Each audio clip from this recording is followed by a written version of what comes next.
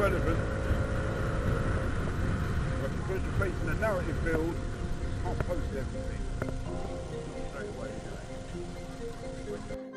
What the narrative build is, it starts from the residential harassment,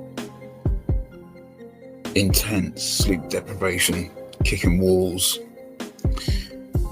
audio interjections, using the channels that these people have access to, phones, devices.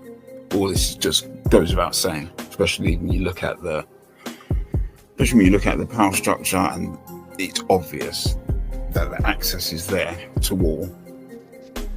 Right, I've put this clip in just to address the contextual picture that you're dealing with when you're looking at the state-sponsored and state-sanctioned spying on devices that you see in the news all the time, which you see in stories that are going to reflect well on the government and police, let's say, which never ever address anything to do with organised crime, which is allowed to flourish and do everything that it pleases and bring in all the money that it does and destroy all the lives that it does for that point there. But also the integrated nature to which these services act and how they've become so integrated, and they're controlled by a small group, as will be outlined in this video right here. Listed for several years, called the UK Israel Tech Hub. The UK Israel Tech Hub is funded by the British Foreign Office, it's funded by the British Department for Trade, and it is stationed within the British Embassy in Israel. Who is the UK Israel? Those links go back and forth in the UK and Israel. The ties, I shouldn't have to explain to you how deep the ties are between UK, Israel and the US. Go and do your own homework on that. But again, for the state of integrated systems to which the actual real-time dystopia that we live under, which I'll outline in the video as it carries on, which sees police and former and current police getting away with things like stalking partners, ex-partners. I can even stick a clip in for that. But that's the type of access that I'm speaking to in this video. Tech Hub staffed by? It's staffed by former Israeli military and intelligence personnel, and it's headed by a gentleman by the name of Haim Shani, who's the former director of Israel's finance ministry. What does the UK Israel Tech Hub do? It works to procure public sector contracts in Britain for Israeli tech companies that are often staffed by Unit 8200 people.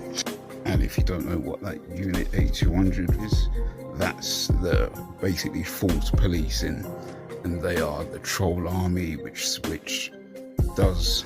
is in charge of the shadow bans, like channels being just discontinued, spying, just trolling, fake traffic. That's the systems to which, again, control all that. Which people make it sound as if it's some magical, it's not. Just buildings full of employees who are trained to do this and trained to, make people's lives a misery, because, that's where we are now. That's what dystopia is, at least one section of it. And so what you have is this company, Celebrite, carrying out the man-in-the-middle attacks, the illegals, like, as I say, monitoring, spying.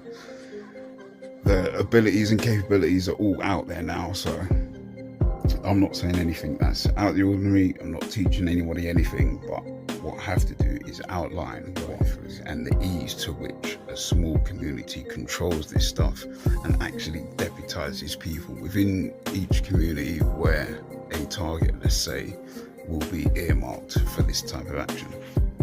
Hacking for the police. And these programs, they run out very much like the Gladio program, because that is the motherboard, if you like. Gladio model, that's where all of these smaller operations, that's where it all stems from. How? To understand the way that subterfuge is being used in the new Great Game today, we must first understand an important clandestine operation which is commonly known as Operation Gladio. In very brief and rough terms, Operation Gladio was a NATO plan to use stay-behind paramilitary armies to counter a potential Soviet invasion of Europe. Although this is the way that Operation Gladio is commonly understood amongst the general public, almost every piece of that description is incorrect. Firstly, Operation Gladio was not a name for the OGRAM, which involved 12 NATO member nations: Belgium, Denmark, France, Germany, Greece, Italy, Luxembourg, the Netherlands, Norway, Portugal, Spain, and Turkey, and 4 neutral countries: Austria, Finland, Sweden, and Switzerland. But the Operation Gladio referred specifically to its most famous incarnation in Italy. It was first coordinated in 1948 by a transatlantic body based in France known as the Western Union Clandestine Committee. After the creation of NATO in 1949, the body was folded into the organization's supreme headquarters, Allied Powers Europe, SHAPE, and under that revised name of the Clandestine Planning Committee. The plan's origins stretch back arguably even further to the creation of Six's Section D in Britain, a ramshackle group of recruits from England's North Sea coast that would commit sabotage and guerrilla warfare in the event of a Nazi invasion of the British Isles. The central role of the CIA's Office of Policy Coordination and Special Operations Branch of MI6 in establishing the operation, as well as the training of stay-behind forces alongside British SAS units at Fort Monkton and American Special Forces at the infamous School of the Americas, needs also to be stressed. Thirdly, although the individual stay-behind programs were organized in Europe, the scope of their operations were not limited to Europe and strayed far from any supposed mandate to prepare for a Soviet invasion. As we shall see, Gladio operations include everything from drug running and money laundering to terror attacks and political assassinations. I won't get into the specifics of how these stay-behind units operated in the various countries or the various incidents that they participated in. If any part of the Gladio story is well known, and I hope it is, but if any part is well known, it is the operations in Europe and their role in the events of Italy's Years of Lead. These topics have been covered in great detail by very capable writers, filmmakers, historians, researchers, documentarians, and I'll refer you to some of the most valuable English language. What is important for our study today is the strategic doctrine employed by Gladio operatives, known as the strategy of tension. This doctrine involves the creation, encouragement, or exacerbation of political, religious, ethnic, or other forms of conflict in order to incite fear in a population and manipulate public opinion.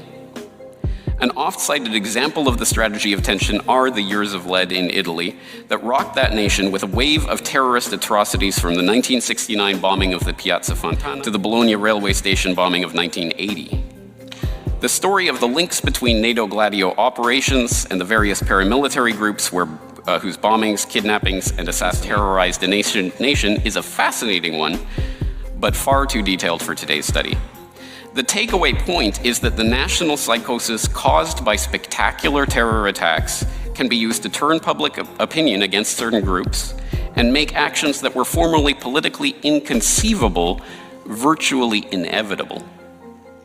It isn't difficult to see how this strategy could be used in some form in a region as linguistically, ethnically, culturally, and religiously diverse and divisive as Central Asia and the Caucasus. Indeed, as Brzezinski points out in regards to his Eurasian Balkans concept, every one of the Eurasian Balkans countries suffers from serious internal difficulties. All of them have frontiers that are either the object of claims by neighbors or are zones of ethnic resentment. Few are nationally homogeneous, and some are already embroiled in territorial, ethnic, or religious violence. Structure would have access to the local organized crime groups, because all crime is organized crime, especially at these high levels.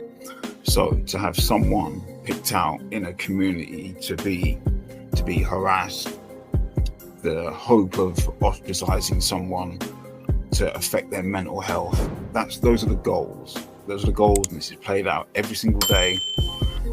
And this, in no uncertain terms, props up statistics, violent crimes, props up statistics and funding for community health services when the source, the actual source of the negativity and the harassment is, again, in no uncertain terms, also from those integrated health services, police, and using all of those avenues for the audio harassment and everything that plays off of that, all the way down to local criminals, say drug addicts, people that have nothing going for them in general, and they are also on target for the chop as well. It's a very, very sinister, extremely sinister type of operation. But when you look at the Nottingham situation with that guy Cazar, it's exactly the same. It's an honest assessment is that no, I don't think that we could have done anything that would have made any difference and prevented what we now know happened on that dreadful day. Barnaby Webber's mother says he has blood on his hands. But since recording that interview, the Assistant Chief Constable has issued a statement admitting that Nottinghamshire Police should have done more to arrest Cazar. But mental health services had also lost track of him. Cazar had been receiving treatment since 2020 for paranoid schizophrenia. In May 2021, he turned up at MI5 headquarters in London to surrender to them because he believed they were controlling him. In August, he admitted that he'd stopped taking his medication and had no intention of continuing with his treatment. A few days later, he assaulted a female police officer as mental health professionals tried to assess him. He'd been sectioned at this hospital 4 times after becoming violent, and each time he was discharged after being deemed safe to be treated in the community. That was until he went missing. When professionals visited him at home, they were told he was no longer at that address. And questions will now be asked about how someone with such severe mental health issues was able to disappear, but also crucially, what was then done to locate him. But 3 years before what happened in Nottingham, in 2020, a paranoid schizophrenic known to mental health services stabbed 8 people in Birmingham. In a strikingly similar attack, Jacob Billington was killed, and his best friend, Michael Callahan, was left with life-changing injuries. He was already in prison. All they had to do to keep the public safe was just not moving. Just do nothing would have saved Jacob's life. Do you think the streets are safe? 1 dead in Birmingham, 3 dead in Nottingham. Clearly not. All innocent victims. Michael's mum says risk assessments are still not working to keep the public safe. If you could read some of the things I've read about the person who attacked Michael, you'd just be absolutely astonished that he was allowed to be out and about. And it's not for me to do this, is it? It's for the systems and people in place. I mean, this could have happened to anybody. The charity Rethink says it's clear that services are struggling. But what we do know is that the system is incredibly badly stretched. We have 1.2 million people on community mental health waiting lists, and that pressure builds and builds and builds, and that's when those cracks tragically begin to open. The NHS is now reviewing its processes, but what Rethink want is reform to the Mental Health Act, which the government has promised, but so far not delivered. Stacey Foster, ITV News, Nottingham. Generic, absolutely generic operation that's going down 10s, 20, 30 times up and down the country, and it will be on the rise. When you see people the people that make up the health workers and health services, these people, it almost doesn't even matter whether they do know exactly, because that's where the targets for, like, literally for making people homeless, the targets for helping people, the targets for drug users, drug addicts in an area. These are the people that control statistics. Thinking of police have, like, the arm that they control is a massive part of the harassment, because your harassment will start with, like, illegal stops, so, like, arrests that make no sense, being locked away in a cell for hours on end. It's always going to be the starting point, which will be allied to data that they would have skimmed from your devices using what's it called? Signals intelligence. That's exactly what it is. It's been on the rise for the last 10 years, and now all of these stuff, all these systems, all of the back doors to devices, all of it is completely online and freely used now, where you have police using them on partners and ex-partners, tracking their movements, down to, again, somebody who's meant to be, who's seen as a nobody, who's meant to be on the chop for housing, for, you know, just your life is supposed to be, is in the crosshairs. And that's where the access and the manpower comes in, straight from the top, from local policing, national policing, integrated with private security. These are all facts.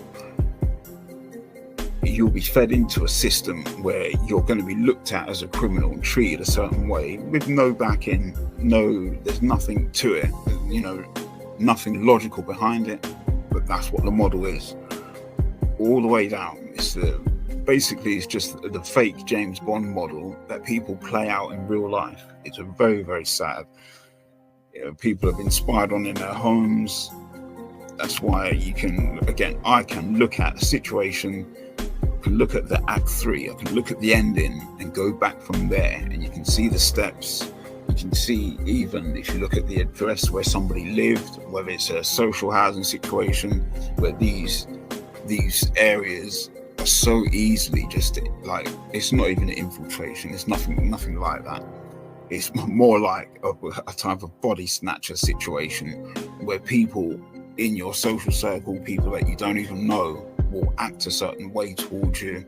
You know, again, to keep you on the social housing, that's where residents will be just paid, incentivized to just be horrible to someone, make someone have a shitty day.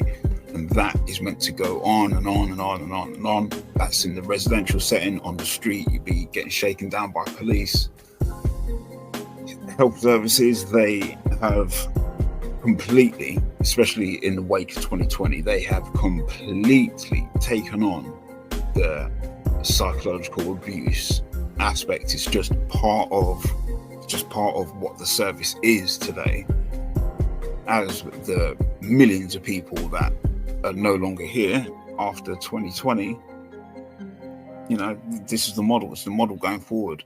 I've got a monologue that I'm going to put out, which explains in some way that the people that work for these so-called emergency services and health services, these people are completely desensitized, you know, which is in one way a requirement, but in another way that's actually been now weaponized towards the public, towards the population. That's the situation we're in. 2020 was as a type of full initiation for these people, where they'd done a lot of things that weren't right, quite clearly and obviously, and people have just, you know, populations moved on, which I get in some way, because people are distracted, people look out for themselves, people, you know, you work for your paycheck. But what comes with that today is the unquestioning. It's just an unquestioning, unthinking, you know, people are drones today. Not because I say it, because the evidence is played out day after day, especially in the wake of, again, the UK riots. A lot of these people are workers, you know, a lot of these people have jobs, you know, these people are, you know, they are steered. Everybody is steered. Again, this is so much bigger than one person. You can take one person, like for a little bit of my experience, look at Levi Davis' situation, where that guy was completely taken in, duped, using organised criminals and psychological warfare tactics played out by public services. That is an ABC situation. Valdo Calacane, ABC situation. The Zephaniah guy in Birmingham's ABC. He came out of prison. The mainstream lie is they didn't know where he was, what was going on. Absolute rubbish. The amount of data they keep on everybody now, and it's all accessible. to the people in that circle of a local or national power structure. That's how, again, that's how these operations start. That's how they're monitored from start to finish. It's no joke, no joke. And the seriousness, it just cannot be underestimated, because again, all these things, you can't just look at one thing. People have been conditioned to such a way, even by so-called alternative media, where their minds are compartmentalized. Real life doesn't happen that way. Nothing happens that way. Whereas these operations, a lot of the time, they'll work on the onion aspect, where a lot of people on the outside won't have a full idea or recognition of exactly what the end hope or the outcome of the operation is. But that's no excuse, because we're talking about, harassment, talking about, it's just really like 24-hour monitoring of people, hacking of devices. It's extremely serious. There's no level of this where someone could say, oh, I was an innocent participant, because no, it's completely in opposition to even the skewed and strange mainstream views on privacy, on decency. Even in the eyes of the straight up mainstream, this operation would also be seen as absolutely disgusting. So it goes to show the power that's behind keeping the Calicain situation a cover-up, is what it is. The power that's behind and essential to keeping the Levi Davis situation a cover-up, because that was a national operation. Even when international went to Europe, Spain, where the Spanish police obfuscated the investigation, in the face of his parents, just putting their clappers on the subject and not helping at all, because that's what their brief was. Again, I can break down the situation, how in public psychological warfare tactics, it's extremely sinister. It takes a lot of people, takes a lot of manpower, and it just can't be denied at this point. But that's why my videos and my I don't want to say crusade, because it isn't a crusade, but my job, is this what it is now? It's a job to help literally millions of people that are going to be in the crosshairs of operations like this right now and soon to come. It's huge. I see the news every other day, and you can see the hallmarks of these operations, where the Act 3 plays out in such a way where I can recognize the preamble. There's a certain air and a certain course that these things take, that these operations take, because that's what they are, operations.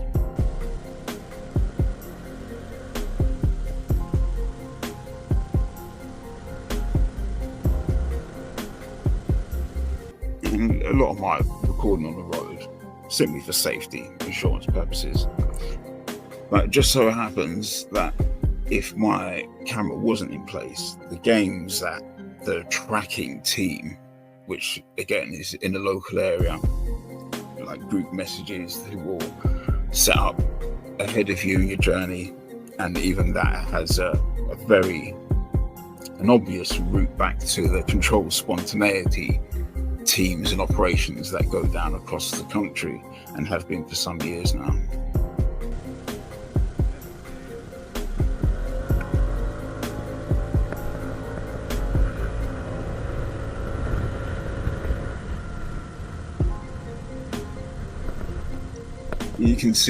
What you can see is, whether it's in this video or not, we've literally got hundreds of examples where people will act a certain way, just start blowing their car horns just for no reason, because that is literally a psychological warfare tactic, because your horn sounds in a way, it's designed to sound as it does, to get your attention. and in the local area where your picture and just information about you will be circulated for this operation to be carried out non-stop, basically.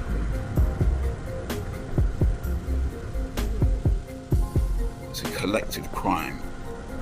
Actually, it makes me think of one of the old Poirot episodes where there's a murder, and when he breaks down the crime, it kind of runs back and you see where like 10 people have all took a sharp implement and had a go, you know, because that's what you're talking about. That's the collective crime, and this is what will be played out. But I've many examples, and this case and these cases is far bigger than me. So don't think that, oh, BLP is just, it's all about him, me. Absolutely not. Because I have foiled this operation, but that's an anomaly in itself. Because thousands of people are being torn down, lives destroyed, and the point about lives being destroyed is there's a great deal of violent crimes, just so much that will come at the hands of these operations. That's the point.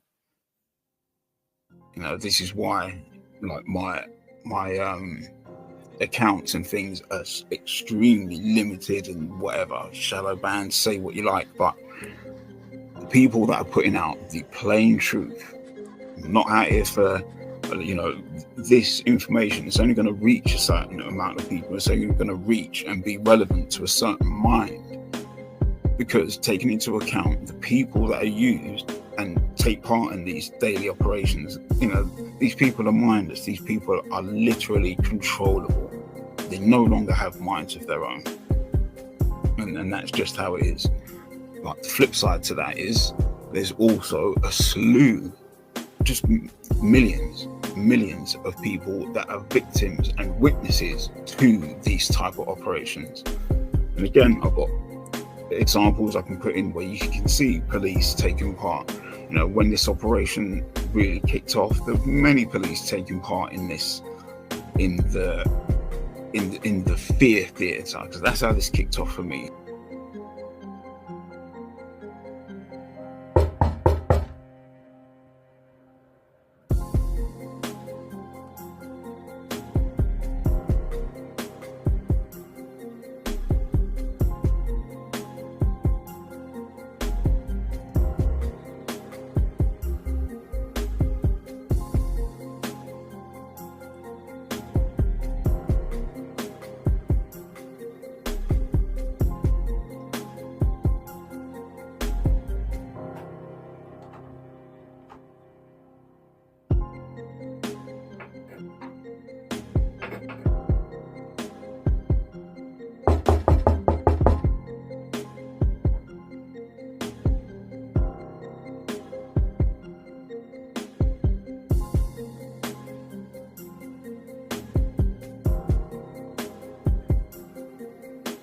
Pure fear theatre.